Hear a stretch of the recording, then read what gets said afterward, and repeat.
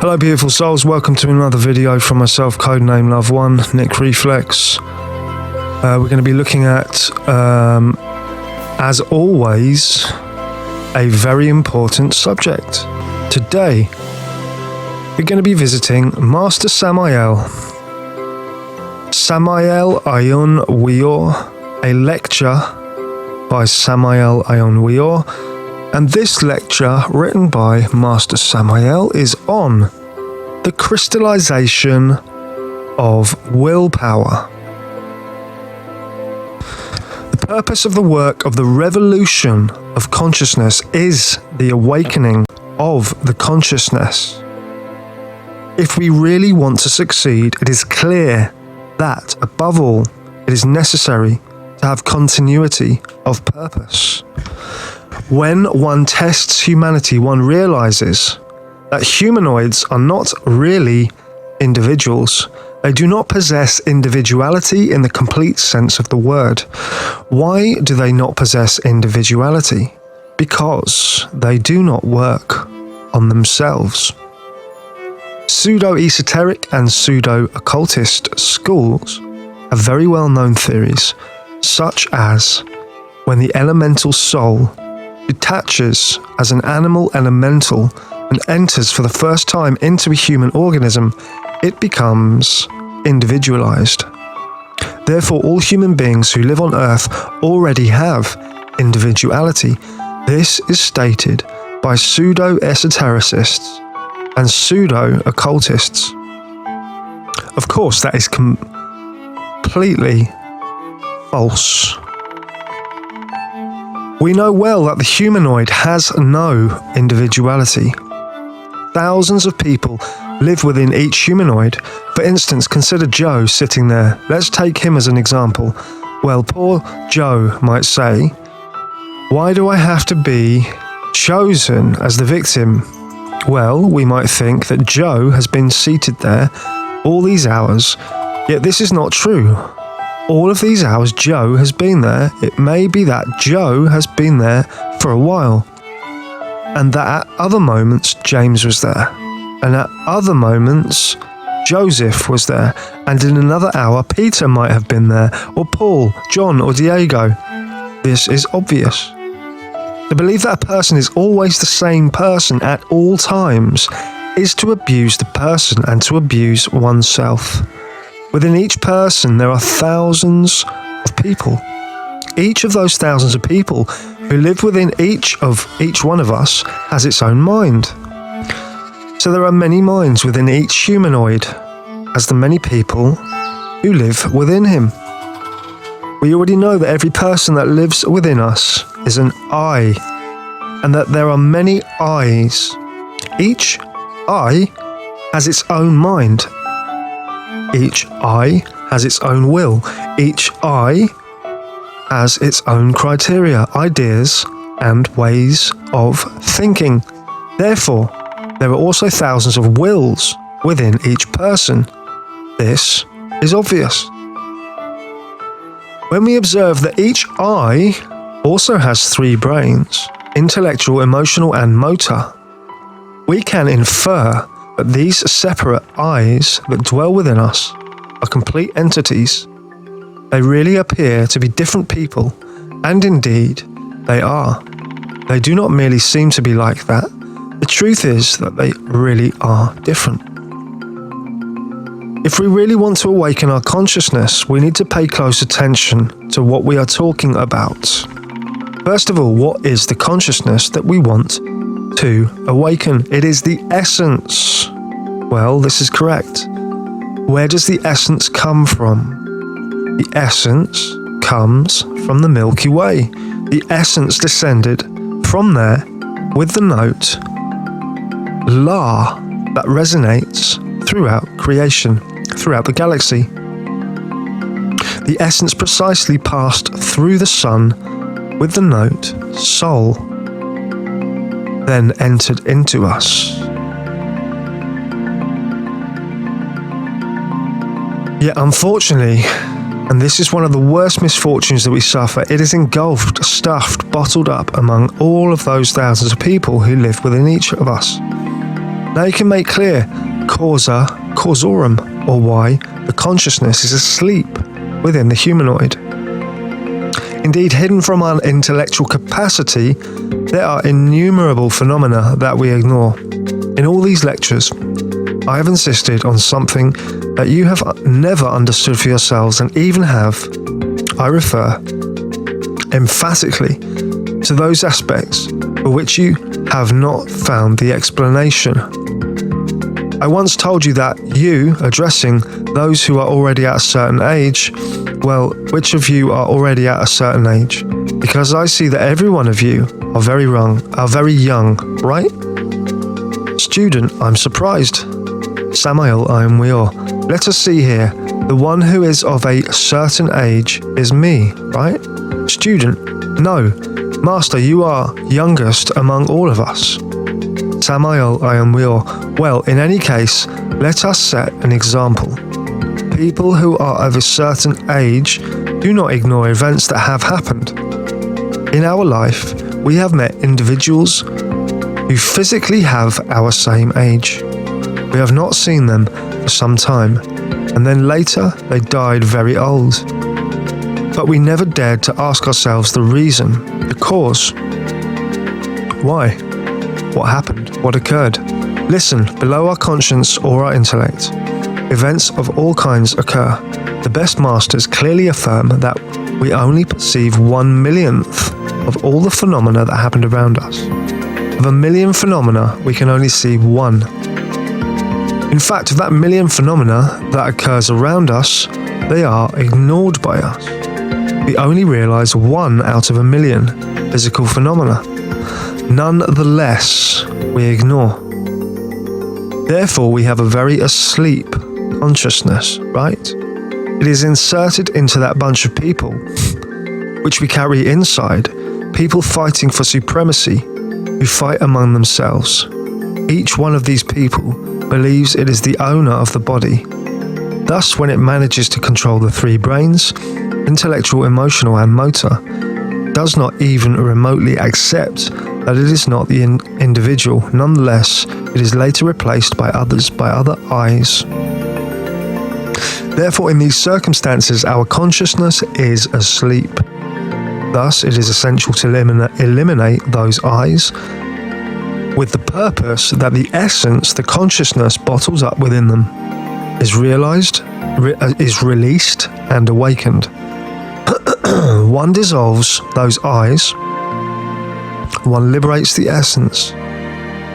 This is how, little by little, the awakening is processed. Today, I repeat again what I said in the second chamber. When one discovers an I, one needs, first of all, to submit it to observation, to study it in the 3 brains, intellectual, emotional, and motor. Because its behavior in each center is different. After having observed it rigorously, then in meditation we can prosecute it. This is the second part of the psychological work. After prosecution or judgment, it is necessary to go to the third part of that, is called execution.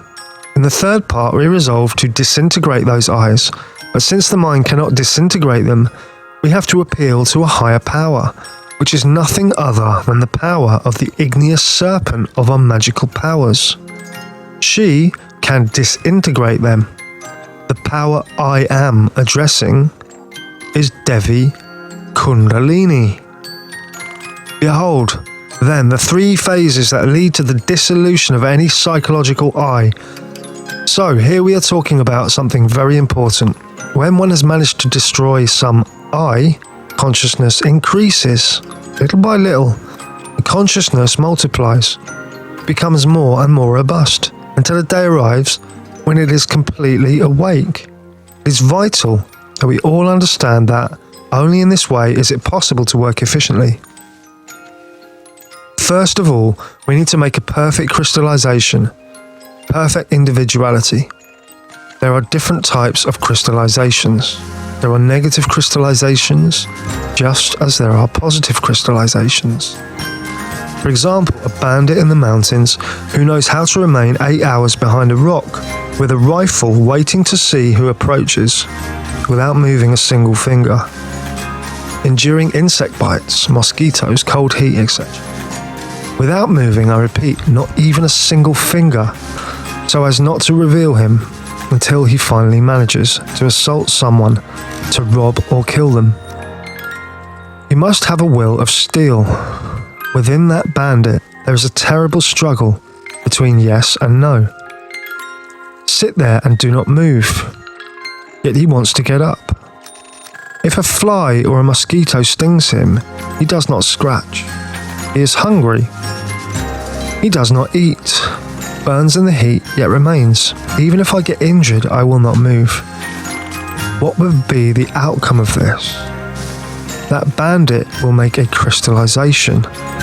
What crystallizes from the struggle of I am thirsty, yet I will not drink, this itches, yet I will not scratch, etc.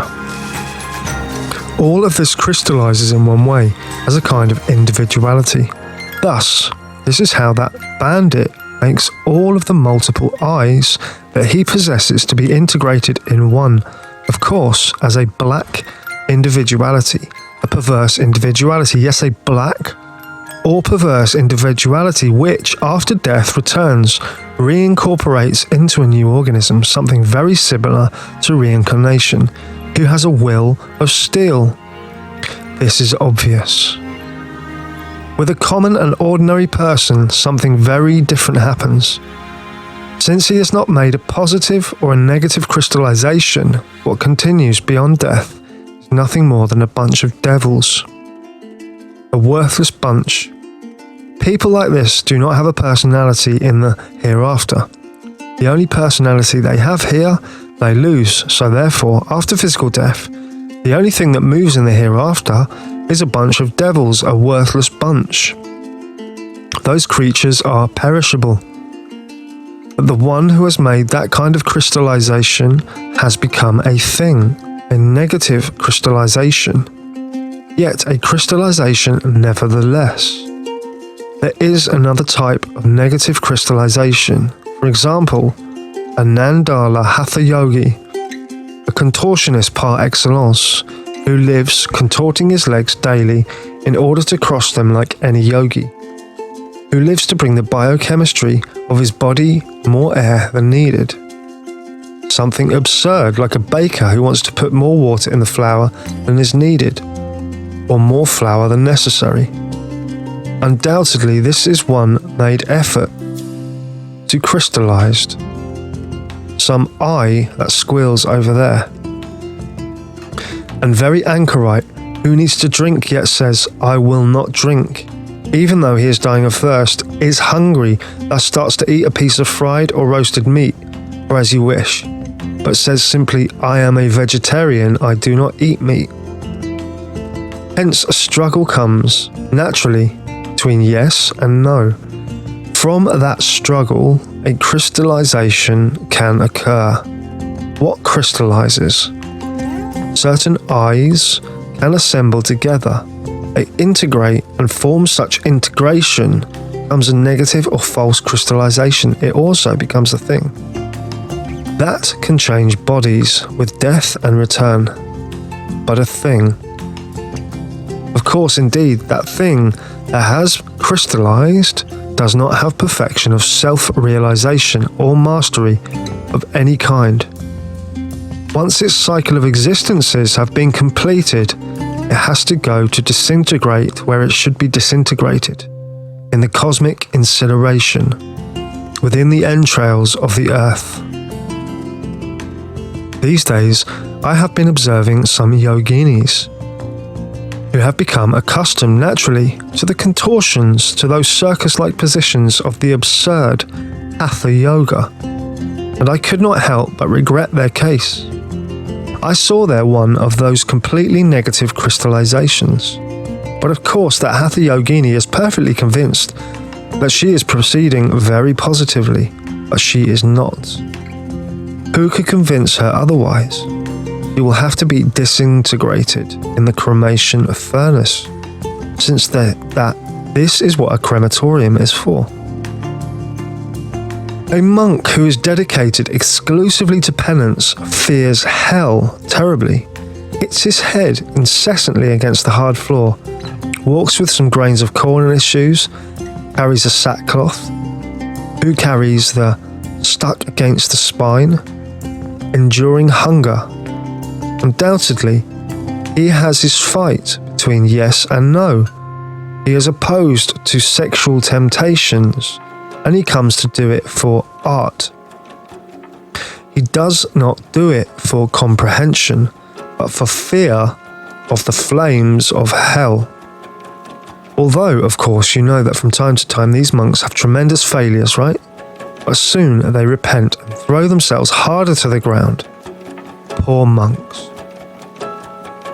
They feel thirsty and say, I will not drink.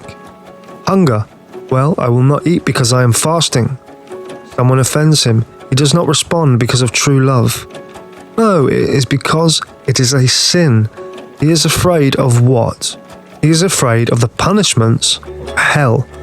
Obviously, he would gladly return a blow and another blow, but he remembers of what is down there, the terrible, hellish anguish. Thus, he endures it, even if his anger is killing him from within, but he holds on. That struggle between yes and no is one of those monks is terrible, but based on fear. Thus, from that struggle between yes and no, a crystallization is born. All of those I's merge into one, thus remaining there an integration, a negative crystallization based on fear. It is impossible for a perfect creature to emerge from that, or for a superior development to occur from a crystallization based on fear, horror, terror. That is an impossibility. The monk thus becomes an immortal thing, a subject that, after death, we will find very alive in the astral world. He will have the appearance of being a sacred individual, but he is not. If such a monk wanted to make some intimate progress, he would need to disintegrate that crystallization, and that would be very painful for him. He should start by annihilating fear. If he does not do it, then once his cycle of existences has been completed, he will have to be incinerated in the Avicii, in the submerged mineral kingdom. So therefore, see what the negative crystallizations are? What do we seek? Do we want? We want a positive crystallization within each of us. How do we achieve it? By eliminating precisely possibilities of a negative crystallization. Such possibilities exist as long as the I exists.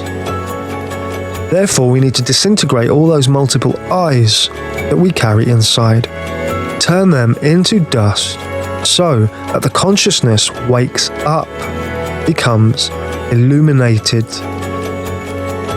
The alchemists said, solve et coagula, dissolve and coagulate.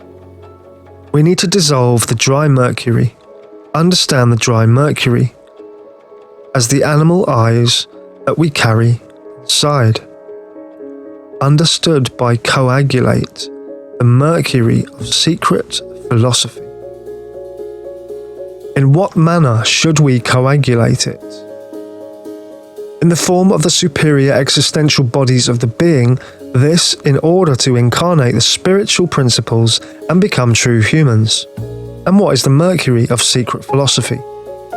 It is the astral signature of the sacred sperm, Greek sperma, seed of males and females. It is the metallic soul of the sacred sperm. With what wonderful substance we can perform a perfect crystallization of masters, of adepts, create within ourselves the sacred bodies, the vehicles for the logos, and incarnate, receive our true ethical properties. So complying with the maximum solve et coagula, dissolve and coagulate, we will manage to make a perfect crystallization. Crystallization of a master. The crystallization of an adept of the universal white fraternity. For what purpose have we tried to get in touch with the order of the Apoptai? What do we seek? What do we want? The brothers and sisters of that order help us to wake up. If we have liberated that essence that we have managed to emancipate from the dead eyes, it helps a lot. By means of the consciousness, we build many awakenings. With the help of the brothers and sisters of the order of the Apoptai, this is why we are working. In the higher worlds, they support, orient us. If we continue with those teachings, we go a long way in the work of making the true adept, true master to crystallize within us. I have given this lecture so that you all become more and more cognizant of what we want to do. I have spoken to you about negative crystallizations so that you know how these defects crystallize. In the world, there are many pseudo-esoteric and pseudo-occult schools whose devotees crystallize negatively. Negative crystallizations are plentiful. Commonly, pseudo-esoteric and pseudo-occult people achieve a certain type of negative crystallization. Since negative crystallizations are false, they have to enter into the submerged devolution of the infernal worlds in order for them to be dissolved. Well, now let us do our homework. Let us see how our brothers and sisters are doing and see what guidance we have to give them. Student, these crystallizations that you mentioned do not go along with Christification. SAMAEL AUN WEOR. I think there are many degrees of crystallizations, right? If one makes a negative crystallization, this does not go along with Christification. But if one makes a positive crystallization, that is, one creates the existential, superior bodies of the being and dissolves the ego and coagulates that which is soul or spirit within oneself, then this is a crystallization that indeed agrees with Christification. Student, then somber Christs can never exist? SAMAEL AUN WEOR. What? Student, somber Christs can never exist? SAMAEL AUN WEOR. No, that is impossible. What I mean to say is that there are two types of crystallization. One can make a false, negative crystallization. Any adept of the tenebrous fraternity is a negative crystallization. Just as there are adepts of the right hand, there are also adepts of the left hand. The adepts of the left hand are completely negative crystallization, and the right ones are completely positive crystallizations.